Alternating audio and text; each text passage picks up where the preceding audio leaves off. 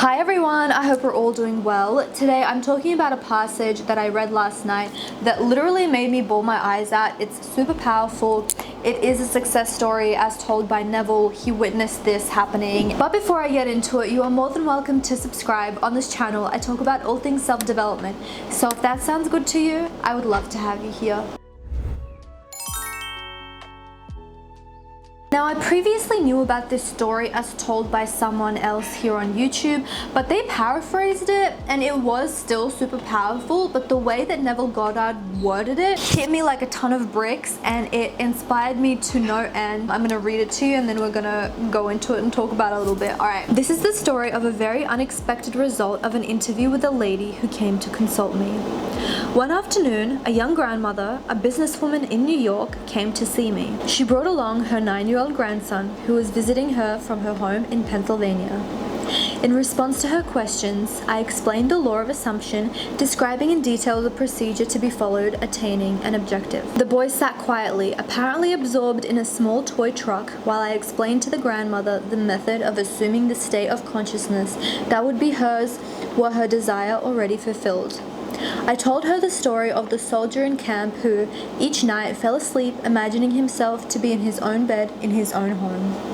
When the boy and his grandmother were leaving, he looked up at me with great excitement and said, "I know what I want, and now I know how to get it." Surprised, I asked him what it is that he wanted, and he told me he had his heart set on a puppy. To this, the grandmother vigorously protested, telling the boy that it had been made clear repeatedly that he would not have a dog under any circumstances, that his father and mother would not allow it, and that the boy was too young to care for it properly. And furthermore, the father had a deep dislike for dogs. He actually hated to have one around. All these arguments, the boy, passionately desirous of having a dog, refused to understand.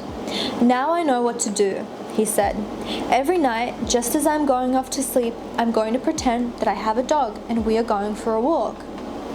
"No," said the grandmother, "that is not what Mr. Neville means. This was not meant for you. You cannot have a dog." Approximately 6 weeks later, the grandmother told me what was to her an astonishing story.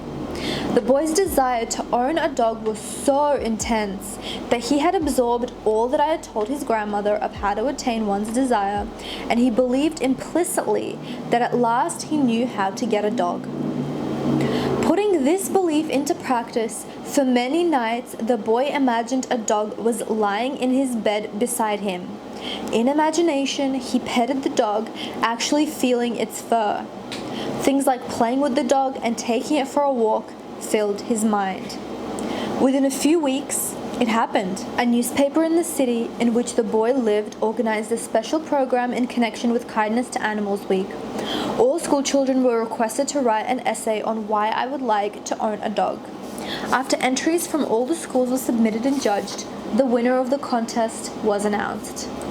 The very same boy who weeks before in my apartment in New York told me, "Now I know how to get a dog," was the winner. In an elaborate ceremony which was publicized with stories and pictures in the newspaper, the boy was awarded a beautiful collie puppy.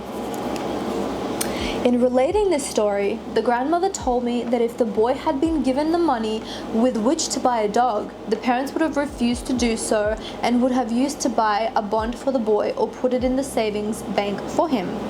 Furthermore, if someone had made the boy a gift of a dog, they would have refused it or given it away. But the dramatic manner in which the boy got the dog, the way he won the citywide contest, the stories and pictures in the newspaper, the pride of achievement and joy of the boy himself all combined to bring about a change of heart in the parents, and they found themselves doing that which they never conceived possible. They allowed him to keep the dog. All this the grandmother explained to me, and she concluded by saying that there was one particular kind of dog on which the boy had set his heart.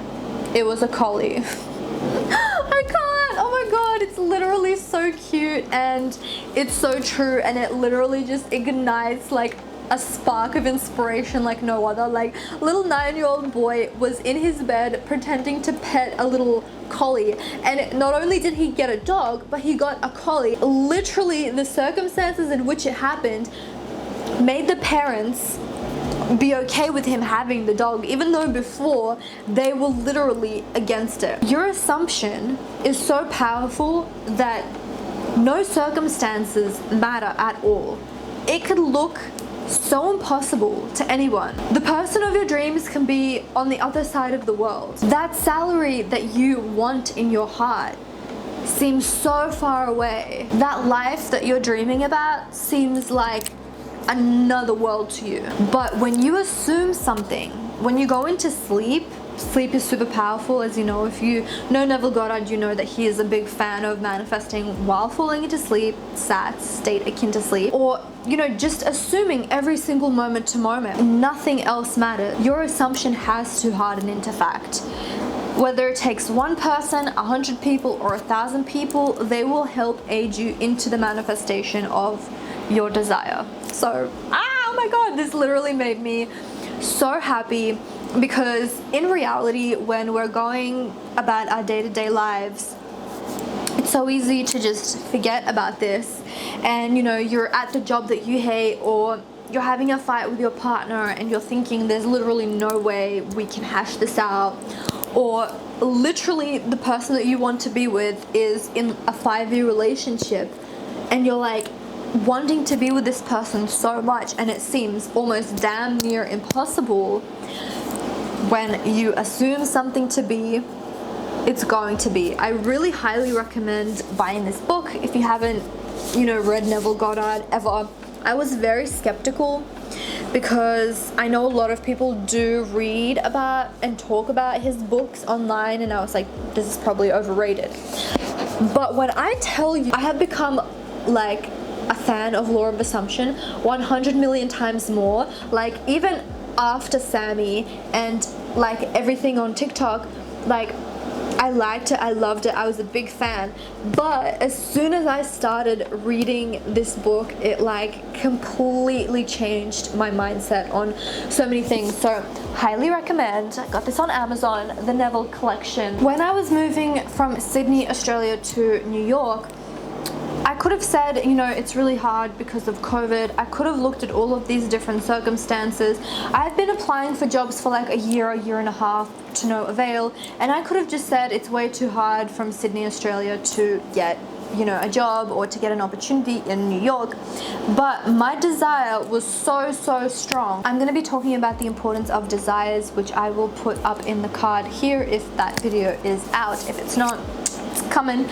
But your desire needs to be so strong that like nothing matters, literally nothing matters. And so I kept on prevailing. Granted, I didn't know about the Law of Assumption, I would have gotten here a lot faster, but I kept on persisting and I eventually got it. So this is super important. Don't look at your circumstances, just keep going into sleep knowing that you have that thing right now. Imagine it, the dog being your desire, petting it, feeling how would it feel to have this dog, right?